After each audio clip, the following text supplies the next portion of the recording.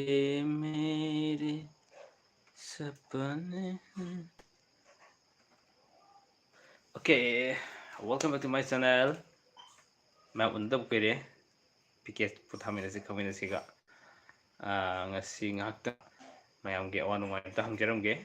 blog sem su sakuhanba nangdre tare thabak si kitang busy oiba adubu nongmagi blog amamde dum mayamna kudol tamnamde dum honajaba aduna maram orakanda kitang aina editing ga kaiga to matamda kuina mp3 file oina sound kitang oina thadok jaba matamda maduna hena kitang aingonda thabak sikan nangnaba kitang thuba haitare adugidamakta sum mayamda sak uhansu nangjadre nangdaba targa so anyhow toroga sum ai blog amamde semjanabdi adum honajaba haitare hayeng so hayeng blog ma adu if kaiguma hengsi jana site legib taragadi nangbusu ye fajana nahandagi aina mapung phan amtang adi matam khara changgadaba sembase lucky stone gi matangse sum kok thadaraga sem leibasi nangdaba haitare ko adu sound ga harambaga sakhi matamda mayamna kitang ningmu thungoiduba khaleba aduna sum ai thabak kitang sangma timing amda Sunday ho yam kitang chil mai tare hujikan se aduna ene mai matam lakhini khalla kanda sum ai thamjari ne topic to topa yaba topic sing sum dokhat charakanda mayam gi damak sum khudol tamna ba sem sajari ne Rani Devi hi kaka nungai beri okay ai nungai jari Rani nungai ramgani mayam like khana nambio like am nambire aduna sum kani anak kisin mesti tongan ma thaba khara sum top thaba khara na sum chilhan bai tare saksar bo kaka puspa khaide puspa ai saksare Ronan Nepram welcome back to my channel kai la e ngasidi thengina kedo biorge hoi ai meeting am su chatloba duga kani hala kanda kuisu kuire na live thaba nang dabse ngasina khajik tang bu ngan hale tare aduga sum ngasigi kano sidati thengga su thengna mayam si kayam thengna live to matamda kayam thukbiraki adusu yenge hena sum tawjaram haitare ko nanau buzel hi okay hi nanau Rani Devi ka ngasi kari matangino ai thodopa topic thamjadre sum mayamga unabagi matangno thamjare mayamna hangbiraga so aina khangmagi khumjage khangdabana khangdre adu haige tawbani ko Subhash Chandra Maitai udaba kuire da okay kuire Subhash Chandra ngasi unare sine adum khalderagadi am toina unabusu nangba yai ko hujik se ingonda kitang burden ka oiba leiba busy ka oiba adunane the type on okay hi ai sound si tabra mayam da tse har kanda hujik se aigi tabaksi sine habo habum khangde tare tabaksi maron ama modon sin bagdau tobusida the type on saksar busar okay saksare saksajare right okay mayam habirone kari matang toksigi ngaside toning matang habirade am wajani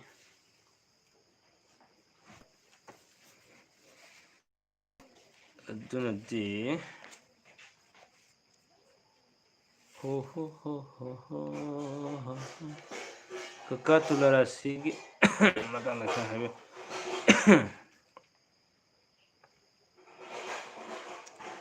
okay rasigi oina haiseba rasigi matang haiduse pong akhoi paknaba nupa oidoira nupa nupi oidoira karigino habdo amtang habiragadi anwajani Mayama Devi isinga ngaga tabagi maramda tawsisa okay isinga ngaga tabasi kangbu khran yam fatte kaina haibisi yawe masigi matang leina thamningbadi ising kanghiba taragadi ngasi kadaida leigani haibum lei adagi ising leidragadi ngasu leiroi sumaina magi oithokpa yaba yadaba somdu yengba yaba lambi khalei magi thawai misak leiba condition adugi mo ka loin tori yengdaba tare Paudam Manipuri channel kunagi isugi sukra yauna wari sabiro. Okay. Corona di hengala ani winter la amina adum hengat helani hujik khara matam khara free thado obuduna so poirani aduga masagi so sum hengat jarani atare matam amda khangaude yango mamang winter matam da panana sigi ba to polam singda khangaude tare hangan yengo gade adu hujik winter amu yorogadre tare Italy da adu baktang na sigi bu ka winter matam ne adu laibok phabadagi koi India da di summer matam da changchilaki adu makbo summer matam da changchilakbo oiba taraga so yagide sum siba madi masing hengalakpa summer ne hena naroi habini adum nai sumaina lairisi da hujik ki onedi yam hengalani habisi ma thamjagi ko atobo kano khar se lokhasage mate mate thamjaramge rane nepam Kakanpa Kanya Rasi oibase nupina ngamme nupa thokte sumbro adu sumde magi paknadaba sapui wan tabdugi makha pode ko Rani Devi ka handak sahi gi oina tulara sigi afapata kharadaga haibiyo kaga okay handak sahi gi tulara sigi di ana ayat sahi hobuga rasi poldi thagajagi bene sahi gi oina yengbagi oina di husi khudak di yengbadi yararoi ko di kitang phaktok kadaba kha le atara lare aduna numidang pai phek yadaba lai su leiba adugum khara leibani na tang nuai je waro bi ade timing chaba da sum whatsapp tor su yengsi ko aduga okay thoi ebi tamo aigina dhanu magina makar ni ado nga karamba ising karambano haibiyo thoi ebi aduda khak ekoina nga ne ising ne hana yengbadi yaro ya tare aduna magi rasi khakte yeng ya de thoim jat lifam sum chu khar yeng adam ne ko aduna kitang kupthana sum yeng ba daga lei adi kothi daga lerakani adi makar rasi any rasi mane hekta pang hai ta hai su ya dom ne aduna ne angang sing ni tum khraba ma le kaga idom ta ngai ra bro ngasidi loina tum khre angang ani tum khre duga mama di thabing khang loisili thabing khang di loi binai di nupi gi thabak sing si ko aduna ngodi yumam gi da moina tori ba thabak si tumati yang khra ne ta ne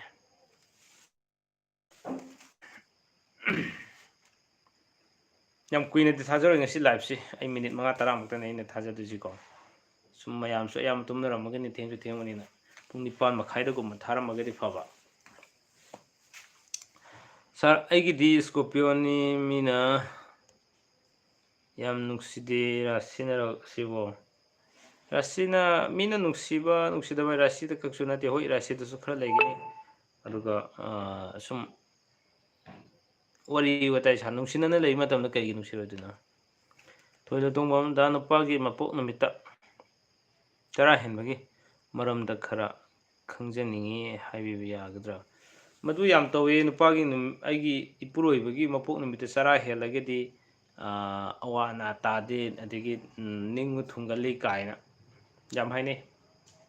kadai phuk chumba lanba haibududi it's up to you mimi ki makha pole aduna sumaina mapuroibagi mapok namita sara henbagi afaba fataba haiba taragadi masi tasengna aigi motadi sara henbasi yam fatte habasi ma lawjage haibati mapuroibi numit natabida masagi mapok numit oina henbadi fai mapuroibi mapok numita sara henbasi yam fataba amne maduna maram orakanda isagi mapok numita kaigum wakhal ama asa ama thamjarakanda aina khanjariba tawhaningdriba tugum singdo oheningdaba singdo khanjarakanda adugidamak sara heladi awabdu isadu loina tahanjaredana ko aduna masi aigi motadi yam fatena lawjei adugidam orgadi ka aigina mit manungda sambru thonge toye adugi maramda khara haibiyo mit manungda sambru thongmasi leiriba condition dogi makha pole adu yefi yengdridi khangoi adudi whatsapp do su thabiro ko adu yengse Sarat Singh Sabungbam tamo ngasi gi live sidi thengina okay ꯑꯗꯨꯒ ꯉꯁꯤ ꯊꯦꯡꯉꯦ ꯍꯥꯏꯁꯤ live ꯊꯥꯕ ꯅꯪꯉꯤꯁꯤ ꯃꯍꯧꯁꯥ ꯆꯪꯉꯛꯄ ꯃꯇꯝꯗꯒꯤ ꯌꯨꯝꯗ ꯍꯟꯖꯤꯜꯂꯛꯄ ꯃꯇꯝꯗ ꯈꯔ ꯉꯟꯕ ꯍꯥꯏꯇꯥꯔꯦ ꯑꯗꯨꯅꯅꯦ ꯀꯥꯏꯗꯒꯦ ꯑꯣꯀꯦ ꯑꯉꯣꯝ ꯕꯦꯝꯕꯦꯝ ꯇꯥꯃꯣ ꯅꯨꯄꯤꯅ ꯀꯣꯏ ꯆꯣꯝꯕꯁꯦ ꯀꯔꯤ ꯐꯣꯟ ꯂꯩꯒꯦ ꯅꯨꯄꯤꯅ ꯀꯣꯏ ꯆꯣꯝꯕꯁꯦ ꯌꯥꯝ ꯆꯣꯝꯕꯗꯤ ꯂꯩ ꯑꯗꯨꯃꯛꯄꯨ ꯃꯁꯤꯅ ꯈꯤꯇꯪ ꯃꯁꯥꯒꯤ ꯋꯥꯈꯜꯗ ꯃꯤꯅ ꯍꯦꯜꯍꯟꯅꯤꯡꯗꯕ ꯑꯃꯗꯤ ꯃꯤꯅ ꯍꯦꯟꯕ ꯌꯥꯗꯕ ꯁꯤꯒꯨꯝꯕ ꯋꯥꯈꯜ ꯈꯔꯗꯤ ꯑꯗꯨꯝ ꯂꯩꯒꯟꯕ ꯈꯔꯗꯤ ꯂꯩ ꯀꯗꯥꯏꯕꯨ ꯆꯨꯝꯕ ꯂꯥꯟꯕꯗꯨꯗꯤ ꯌꯦꯡꯕꯤꯔꯛꯎꯀꯣ ꯍꯥꯏꯐꯦꯠ ꯑꯩꯅ ꯈꯪꯖꯕꯁꯤꯡꯗꯨꯅꯤ ꯑꯩꯅ ꯍꯥꯏꯖꯔꯤꯁꯦ ꯔꯣꯅꯦꯜ ꯅꯤꯄꯝ ꯄꯣꯛꯄ ꯅꯨꯃꯤꯠ ꯄꯥꯡꯊꯣꯛꯄꯁꯦ ꯊꯕꯥꯟꯗ ꯇꯧꯅꯗ꯭ꯔꯥ ꯏꯪꯂꯤꯁꯀꯤꯗ ꯑꯣꯏꯅ ꯆꯠꯅꯔꯦ ꯃꯁꯤꯒꯤ ꯃꯇꯥꯡꯗ ꯊꯝꯕꯤꯌꯨꯒ ꯄꯣꯛꯄ ꯅꯨꯃꯤꯠ ꯄꯥꯡꯊꯣꯛꯄ ꯍꯥꯏꯁꯤ ꯃꯄꯣꯛ ꯅꯨꯃꯤꯠ ꯄꯥꯡꯊꯣꯛꯄꯗꯨꯔꯣ ꯑꯣꯀꯦ ꯃꯄꯣꯛ ꯅꯨꯃꯤꯠ ꯕꯥꯔꯗꯦ ꯍꯥꯏꯇꯥꯔꯦꯅꯦꯀꯣ ꯁꯤꯒꯨꯝꯕ ꯄꯥꯡꯊꯣꯛꯄꯁꯤ ꯍꯧꯔꯛꯐꯝꯁꯤꯁꯨ ꯕꯥꯔꯗꯦꯅ ꯂꯥꯛꯏꯁꯤ ꯑꯩꯈꯣꯏ ꯁꯤꯗ ꯃꯄꯣꯛ ꯅꯨꯃꯤꯠ ꯄꯥꯡꯊꯣꯛꯄ ꯀꯥꯏꯁꯤꯗꯤ ꯀꯥ ꯍꯦꯟꯅ ꯇꯧꯅꯔꯝꯗꯦ ꯏꯪꯂꯤꯁ ꯂꯥꯛꯄ ꯑꯣꯏꯕꯅ ꯃꯇꯧ ꯇꯝꯅꯔꯤꯅꯦ ꯍꯥꯏꯇꯥꯔꯦ ꯕ꯭ꯔꯣ ꯅꯨꯄꯤꯅ ꯁꯤꯡꯍ ꯑꯣꯏꯕꯁꯦ ꯐꯠꯇꯦ ꯍꯥꯏ ꯆꯨꯝꯂꯤꯔꯣ ꯂꯥꯜꯂꯤꯔꯣ ꯔꯥꯁꯤ ꯑꯗꯨ ꯑꯣꯏꯔꯒ ꯍꯦꯛꯇ ꯐꯠꯇꯕ ꯅꯠꯇꯦꯀꯣ ꯃꯥꯒꯤ ꯂꯩꯔꯤꯕ ꯄꯣꯛꯄꯒꯤ ꯄꯨꯡꯐꯝꯒ ꯀꯩꯀꯥ ꯂꯩ ꯑꯗꯨꯗꯤ ꯗꯦꯟ ꯂꯩꯔꯤꯕ ꯖꯒꯥꯗꯨꯒꯤ ꯁꯣꯛ ꯃꯈꯥ ꯄꯣꯜꯂꯦ ꯍꯥꯏꯇꯥꯔꯦ ꯑꯗꯨꯅ ꯑꯁꯤ ꯈꯛꯇꯗ ꯏꯟꯊꯣꯛꯄ ꯌꯥꯔꯣꯏ ꯁꯤꯡꯑꯖꯤꯠ ꯀꯣꯏꯁꯟ ꯍꯪꯕꯤꯔꯤꯕ ꯏꯆꯤꯟ ꯏꯅꯥꯎꯁꯤꯡ ꯂꯥꯏꯠ ꯇꯧꯕ ꯀꯥꯎꯕꯤꯒꯅꯨꯀꯣ ꯁꯤꯡꯑꯖꯤꯠ ꯊꯦꯡꯛ ꯌꯨ ꯁꯣ ꯃꯆ ꯑꯩꯅ ꯍꯥꯏꯕ ꯉꯝꯖꯗꯕ ꯋꯥꯍꯪ ꯑꯃ ꯀꯃꯦꯟ ꯑꯃ ꯊꯥꯒꯠꯄꯤꯔꯛꯑꯦ ꯃꯁꯤ ꯆꯦꯟꯅꯦꯜ ꯁꯤꯕꯨ ꯅꯨꯡꯁꯤꯕꯤꯕꯒꯤꯗꯃꯛꯇꯅꯤ ꯁꯤꯡꯑꯖꯤꯠꯅ ꯊꯝꯕꯤꯔꯤꯕꯁꯤꯡꯁꯦ ꯑꯩꯅꯁꯨ ꯍꯥꯏꯖꯅꯤꯡꯕꯅꯤ ꯑꯗꯨꯕꯨ ꯌꯥꯝ ꯇꯣꯏꯅ ꯍꯥꯏꯔꯒꯗꯤ ꯁꯨꯝ ꯏꯀꯥꯏꯔꯛꯄ ꯀꯩ ꯑꯣꯏ ꯍꯥꯏꯇꯥꯔꯦ ꯑꯗꯨꯅ ꯍꯥꯏꯖꯗꯕꯅꯤ ꯑꯗꯨ ꯏꯅꯥꯎ ꯁꯤꯡꯑꯖꯤꯠꯅ ꯍꯥꯏꯕꯤꯔꯛꯄ ꯌꯥꯝ ꯅꯨꯡꯉꯥꯏꯖꯩ ꯃꯌꯥꯝꯅ ꯀꯣꯏꯁꯟ ꯍꯪꯕꯤꯔꯤꯕꯁꯤꯡ ꯈꯨꯗꯤꯡꯃꯛꯅ ꯂꯥꯏꯠꯇꯤ ꯏꯅꯝ ꯅꯝꯕꯤꯗꯕ ꯂꯥꯏꯠꯁꯨ ꯈꯔ ꯅꯝꯕꯤꯌꯨ ꯍꯥꯏꯕꯅꯤꯀꯣ ꯃꯁꯤ ꯑꯩꯒꯤꯁꯨ ꯑꯄꯥꯝꯕꯅꯤ ꯑꯣꯀꯦ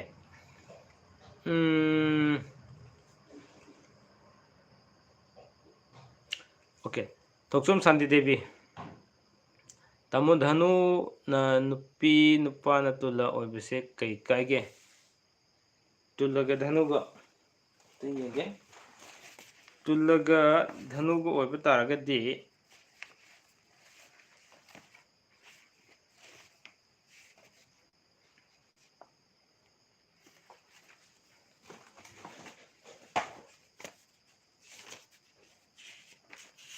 ꯃꯤꯅꯤꯠꯇꯨ ꯉꯥꯏꯕꯤꯌꯨꯀꯣ ꯃꯌꯥꯝ ꯇꯨꯜꯂ ꯙꯅꯨꯗꯤ ꯌꯥꯝ ꯄꯛꯅꯩꯅ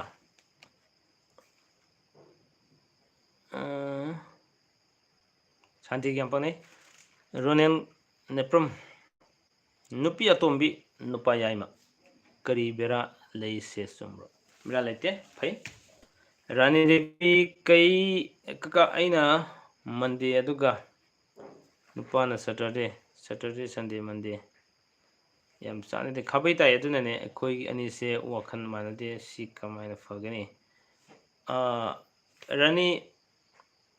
ꯏꯟ ꯗꯤꯇꯦꯜꯗꯨ ꯐꯖꯅ ꯑꯩꯒꯤ ꯀꯩꯅꯣꯗ ꯋꯥꯆꯞꯇ ꯂꯥꯛꯄꯤꯌꯨ ꯀꯃꯦꯟꯗꯀꯣ ꯑꯗꯨꯒ ꯁꯨꯝ ꯀꯔꯤ ꯂꯩꯒꯦ ꯍꯥꯏꯗꯨ ꯈꯟꯅꯁꯤ ꯌꯦꯡꯁꯤꯀꯣ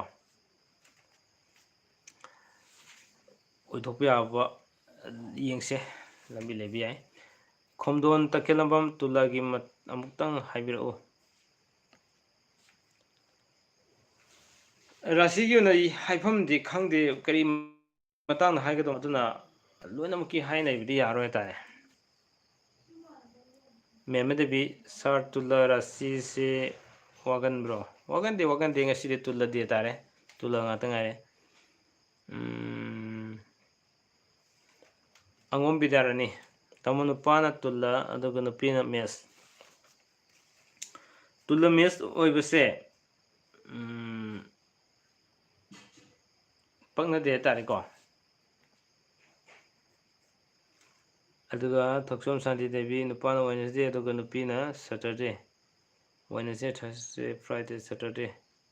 ꯃꯗꯨꯃ ꯄꯛꯅꯩꯀꯣ ꯁꯔꯠ ꯁꯤꯡ ꯆꯕꯨꯡꯕꯝ ꯕ꯭ꯔꯣ ꯙꯅꯨꯒ ꯀꯩꯅꯥꯒꯁꯦ ꯆꯥꯟꯅꯕ꯭ꯔꯣ ꯅꯨꯄꯥꯒꯤ ꯀꯔꯝꯕꯅꯣ ꯍꯥꯏꯗ꯭ꯔꯗꯤ ꯈꯪꯉꯔꯣꯏ ꯑꯩꯈꯣꯏ ꯈꯨꯃꯟ Athoi Kuman Hava Kuman Yamba Nupina Singha Nupana Makar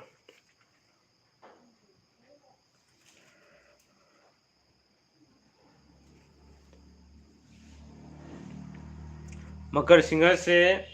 Makar Singha se Masi Pangnadre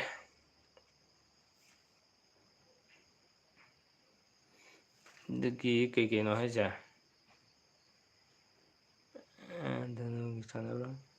Yamba Nupina Singha Nupana Makar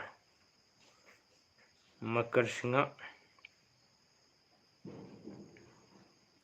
Sanade Adagi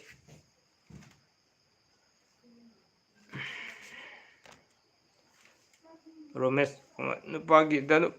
Pigana Singha Kamai Toge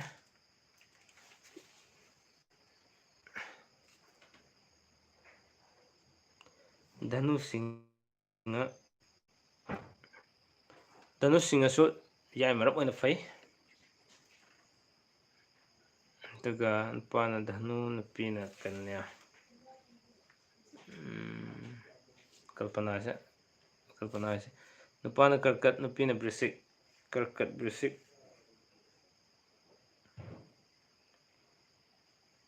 Sima Pangnadre Aduga Sophia Sanu Tamabakta Nupana Nupana Tuesday Kumbarasi Aduga Nupina Sunday Tuesday, Wednesday, Thursday, Friday, Saturday, Sunday Numit Yamna Paknay Aduga Rasisu Paknay Yamna Paknaba Oi Rasisu Mana Rasi Mana Sham Paknay Aduga Kanosu Paknaboy Numitsu Rasisu Paknare Tariko Sophia Then aduga Rani Devi Kaka Mathang Sahida Manipur Tholakani Amuktang Kaka ga Thengnaba Pame Okay yai tokpiro Tholaga hujik mapa outside leibo ragana tarka leibo singdu keino sum tanasiko jumda sum lakpiraga so Thoksom Santi Devi Tamose kei lamdagino ai herokdagine Ronene prom mitei haribase kamaina tobano Kakagi wakalon thambiyo Mitei si matang da haikiba keno ngakene ko aduga mitei haibase ekoi mitei haibase na chumdrine asengbadi aduga maitai haibasi itei na bugi keno wari khradi leibane chapchan kawre asongge ani suba channel dudade hariba posigi matang da neinarakini ko thamakini aigi ani suba channel khangminasi koido aduda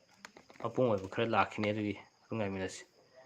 aduga Alex Prax bro nupa na Makar Sunday da pokpa aduga mitpi taresina okay Makar Sunday nupi na Brisik Monday Monday numit nam paknare aduga Makar Brisik abane ko numitsu paknai rasisu paknai hatare ko yam paknare Alex Prax se Tatai Bon Brisika Makarga Paknabro Pai Karam Habiro Sarat Singh Sabumbam Habiram Dre Tamo Pabiram De Engoni Yorokta Bugi Orangani Sana Jawata Kelambam Yam Nungsi Tamose thank you so much Sagol Sam Chandra Kaka Marup Ani Mande Oibase Kaibra Marup Gidi Thodona Kaidida Nupa Nupi Giwani ko Atoi Kuman Yamba Nari Tinadaba Hai Lebro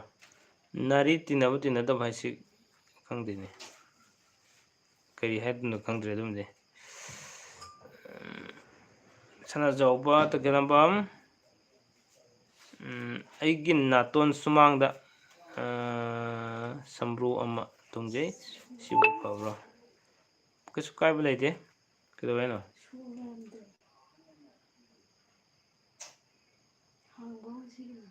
Hangde Amsu like Am Yalish in the bra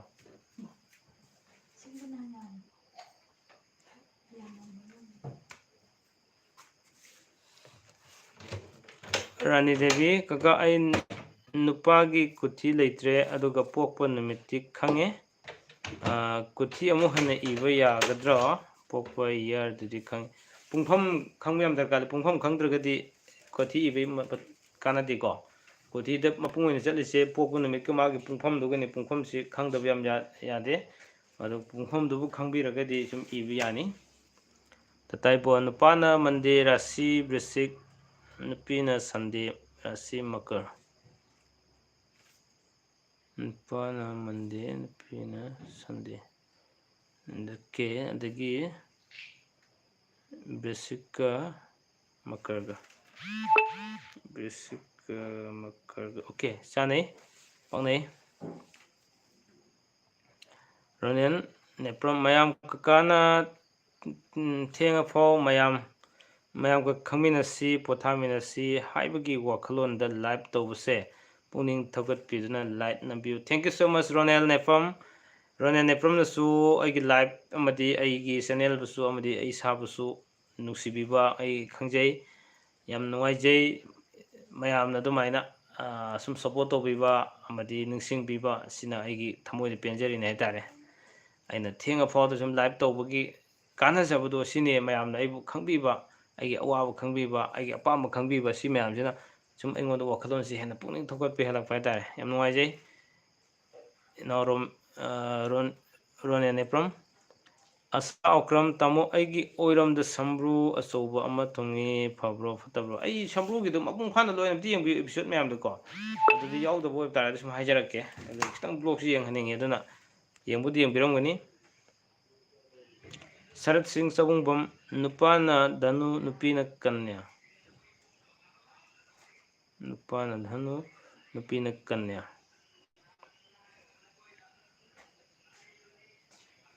okay chanai paknai asa okram leibakta haiba kawre rani kaka ai light tawkhre thank you so much okay aduna yam kuina di thajaroi thengabani na aju almost pung 10 henjile thabak fajana leiba mi sing dadi sum ngalamgine tare hujikse night duty taba sing kari khungdadi ko ikoi ko ne di thabak si pang chaloroga hala kanda lak mak thabsina sum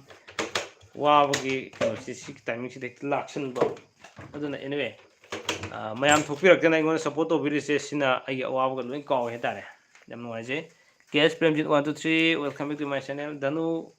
ga minnaga kari paknage rasi karambagi nupa karamna habirakadobani okay live si thengasu thengna mayam thokpiresi yam nuwaije hetare sida nuwaiba lei thengnarase ngasigidi good night kaka okay good night Tikesori Gurumayam tamo nupana mithun nupina bridge sanabra mithun bridge se nupana mithun nupina bridge haiba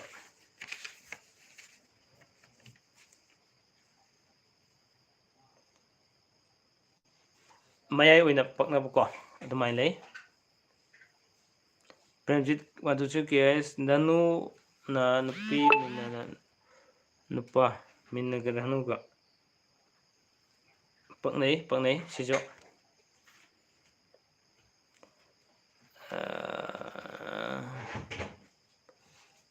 okay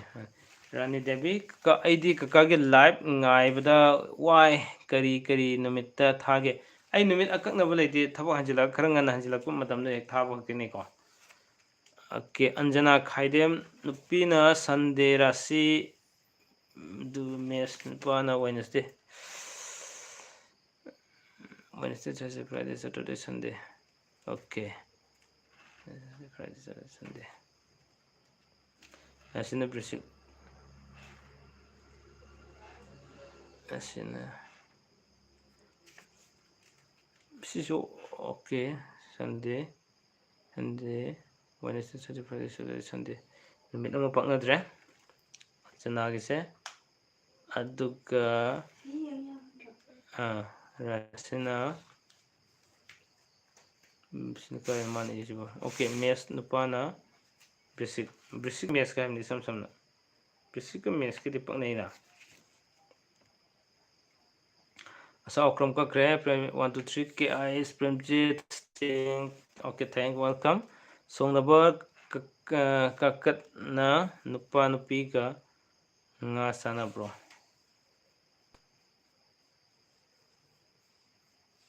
kari haino khangdre semade Sunday ohum pokpase kari kaiba legi ke thoido kaide de imungge de aduga kaka pana khadang da sambu tungbase kedoge kesu kaide kaka yumge lai khurumba gumba satpi bro lai khurumba makti sasadre lai khurumba sasadre okay asa okram nupana mande nupina ke rasina kakat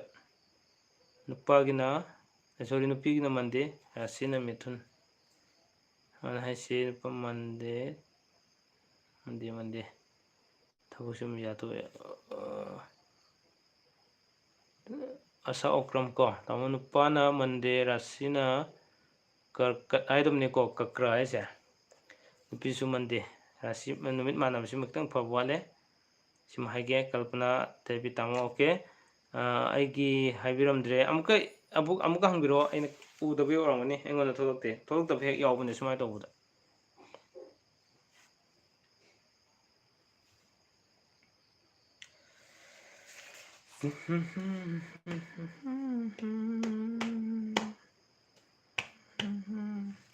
ngana thage to ngana tharamode am noina wari sanarangodamne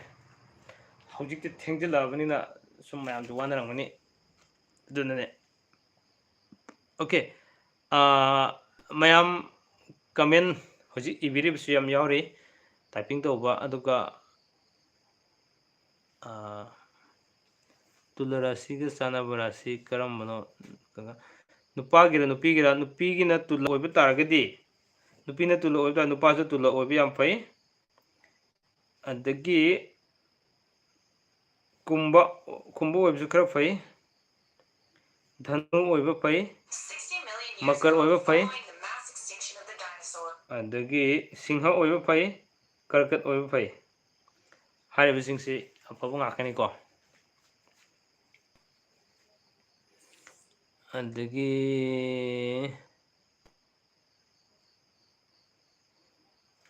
Sarat Singh bro good night okay good night lunamak mayam good night oi minasi ngasi de theng abanina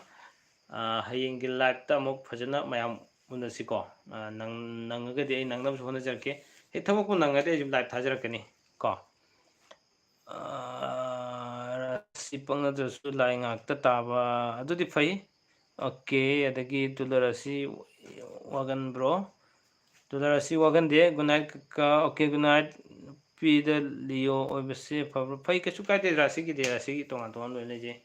okay yamba kuba mai gi su kara hagapiro okay thagajarakani tangai minasi ko Rajkumar Sadanda nupagi rasina bris nupigina yan manas pafung khangdre Rajkumar Sadanda okay ai number pijarake mayam hangbining singdo sum sida thengi lakpanina wakan ngang su nuaide number pijarake mayamna khangbining masing sum ai WhatsApp da sum text to biro hujik natragadi sum mayam hangberku mayam ji loi khumnai bagi kano siringon awam orkane tare adu mayam good night orase loi fau miyeng tabiri siam nuaijai mayam punamakpo amadi hawbadagi hujik fauba miyeng tabiri ba mane kona miyeng tabirakadab singso sum thagatsare hatare nuaijai loisinminarasi ngasigidi pungkhai maso almost fajare aidi minute 10 muktang ka oina tawgen khanjaramba live se adubo sum matam si yoksilakpana so hale adugo thengilakpanina mayamdagi sum matam kharagi orasu natraga hayeng lakposu oiba yai hek nangadi thajarakani live se adu fogi onadi mayam kainarasi ko aigi number do hajaramge 700 59 83396 amuka 700 59 83396 okay सिदुम पाउ फाउनसे ma'am हंबिनिंगबा लेबिसिंग सुम हंबिरो test तोबिरो याय कसु कायदे okay ma'am good night और सिंग असिदि मंग फरसे को